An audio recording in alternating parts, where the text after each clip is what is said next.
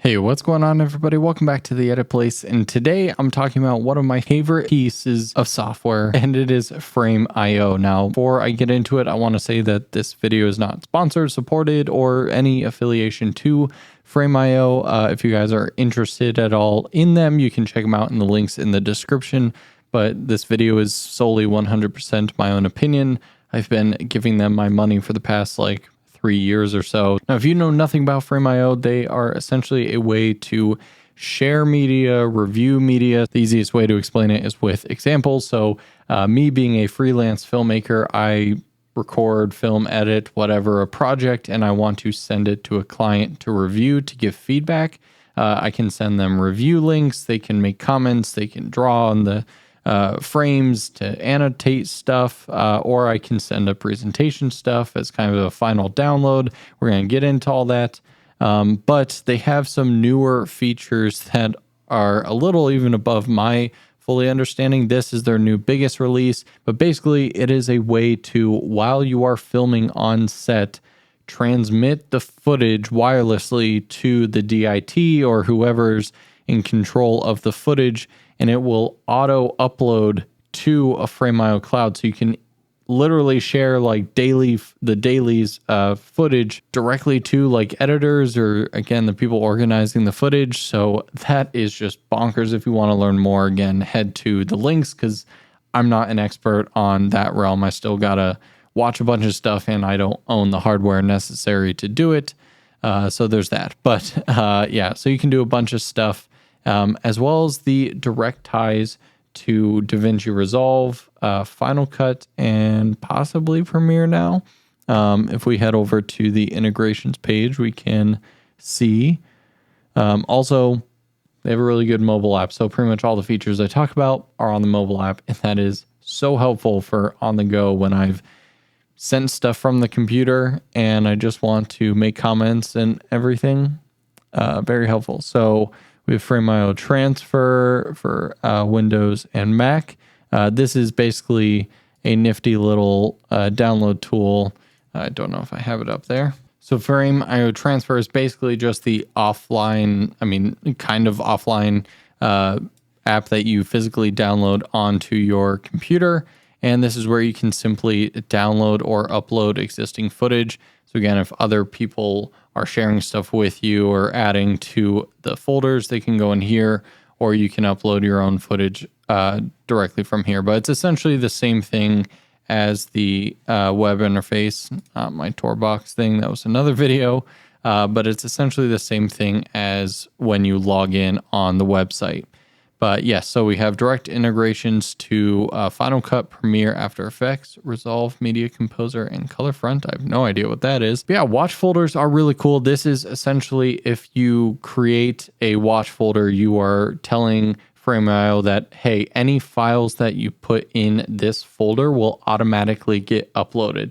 So that's really beneficial if you are creating a project file and within your various different folders.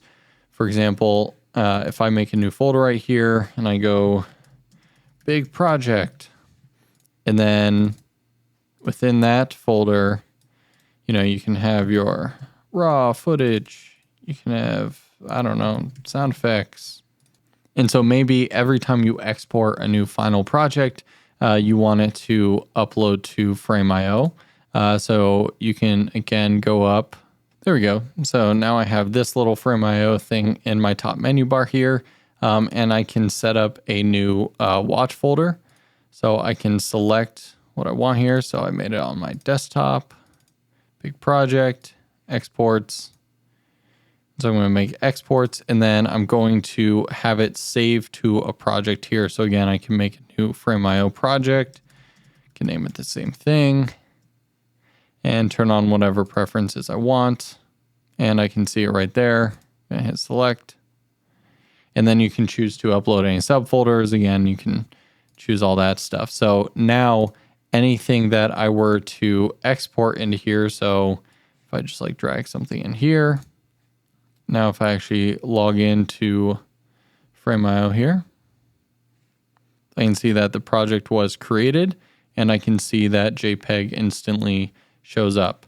But yeah, now that we're logged in here, again, we can kind of see that this looks very similar to the frameio transfer thing here, but we just can't see all of our settings and everything. That's why I'm going to use the web-based version. So basically you have different projects that you can create as kind of like the top level stuff. So I just put my company and then I have a bunch of stuff within each one.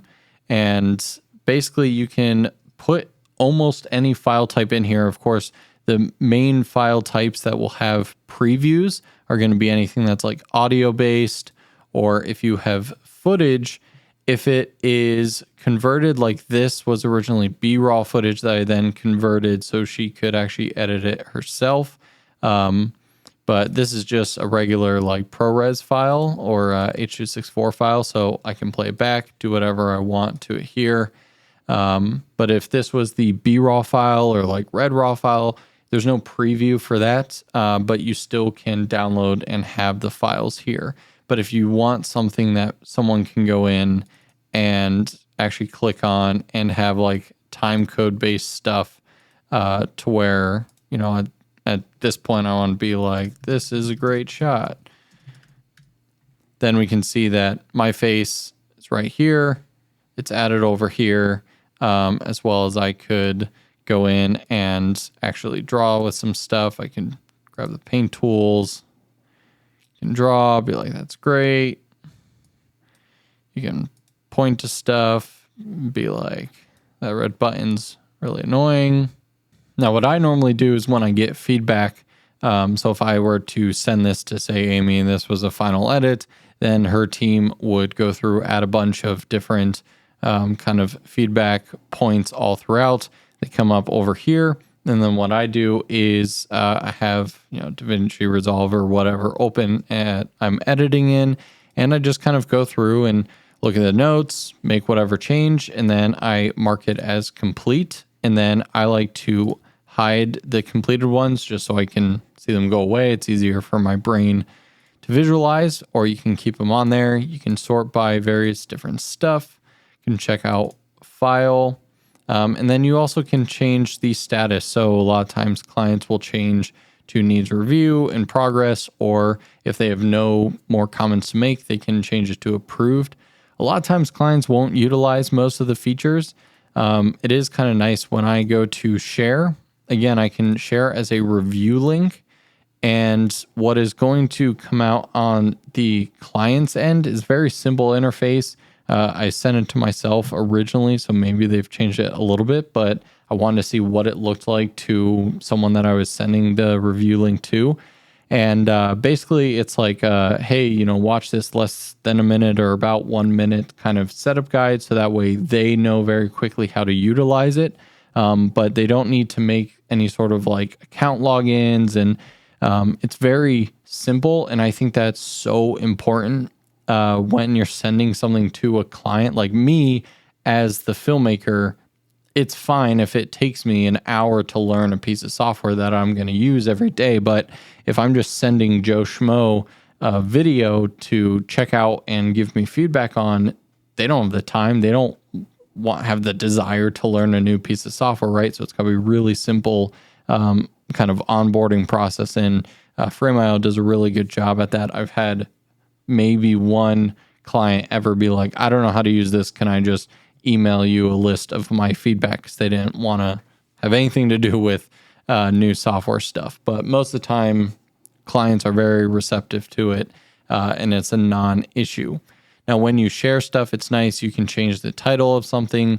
You can change the permissions. This is really important. Most of the time, I allow for downloads, but if you just want someone to review it, but not download it, because maybe you're like, hey, this isn't what's supposed to be posted or anything, you can turn that off. You can not allow comments. You can watermark it now. You can do a lot of stuff. And kind of like a lot of sharing permission sites, you can choose to keep it public, which means anyone with this link can view it, or you can disable it. So maybe it was public and people shared it where they shouldn't have, and now you're getting a bunch of random comments or views or anything like that. So you could disable that link very quickly. Or you can add specific people to view it themselves. Now, again, most of the time, if I'm sharing something to a client, that it's not about feedback. It's just like, hey, I'm giving you the final finished file. Then I'm going to share as presentation. And what you get here is a window. You kind of get, this is exactly what the client's going to see.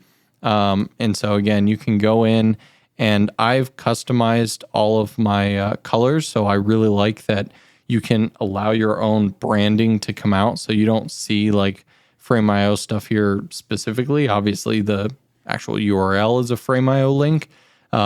But it's not like, hey, this was sent via frameio and all that stuff. Like, it looks professional. This is my logo at the top. Obviously, there's just random clip. So it's kind of a messy title. But again, I can go in and be like, finished video.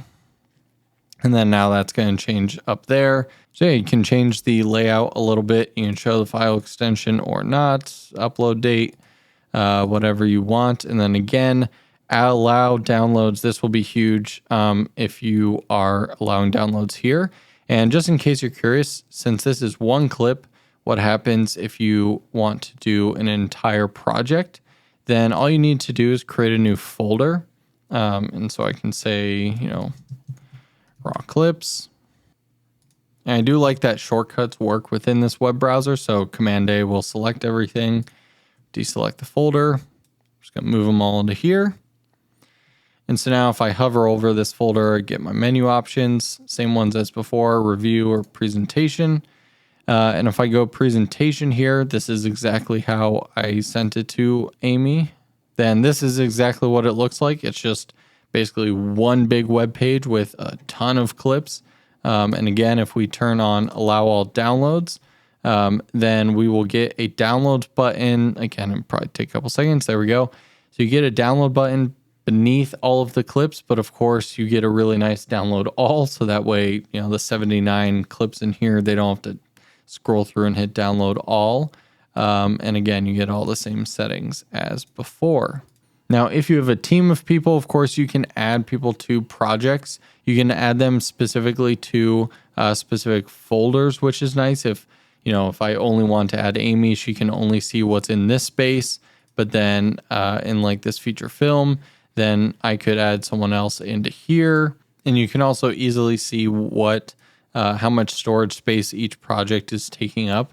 So I can see right here, this has 3 items, 41 gigs. This is 308 gigs, a bunch into here.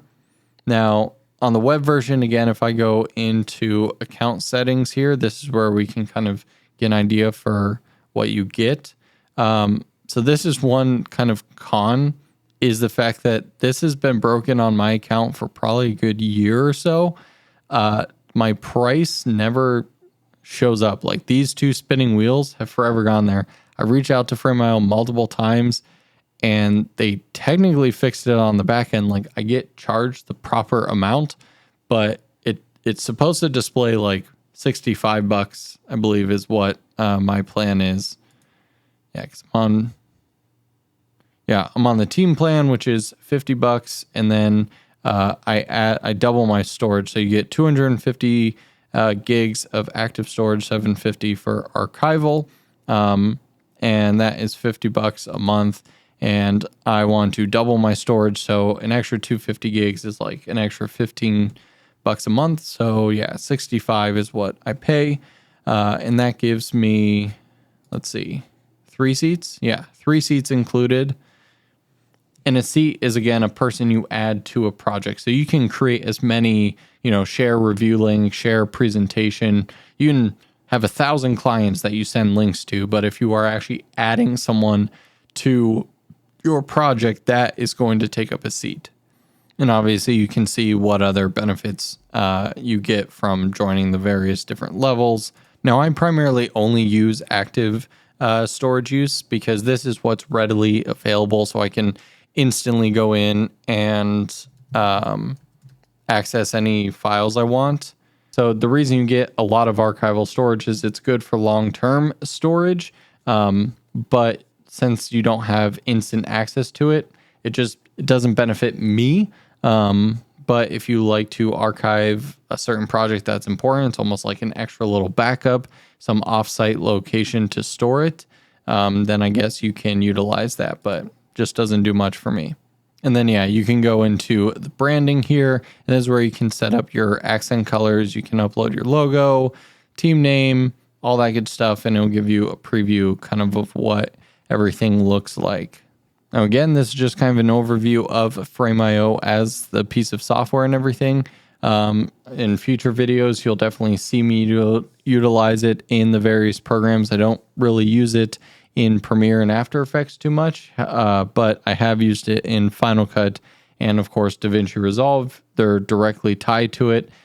Basically just allows you to, on your timeline, you can pull footage straight from it. You can upload footage to it. It's almost like the watch folders just built into the editing programs, as well as you can see your actual comments for a project, like Final Cut. If it was synced, you could actually pull it as like a title that would go over your timeline, and you can see all the comments directly on the timeline while you're editing. That can be super helpful. Again, I don't have any existing projects with that, so I'll hopefully show some B-roll of it. But yeah, there you guys have it. That is frameio. Let me know what you guys think about it down in the comments below. Have you ever used it? If not, I suggest you giving it a check out. I think you get like a free trial. If not, you can just play around with it on their website. So yeah, thanks so much for watching, guys, and I'll see you in the next video.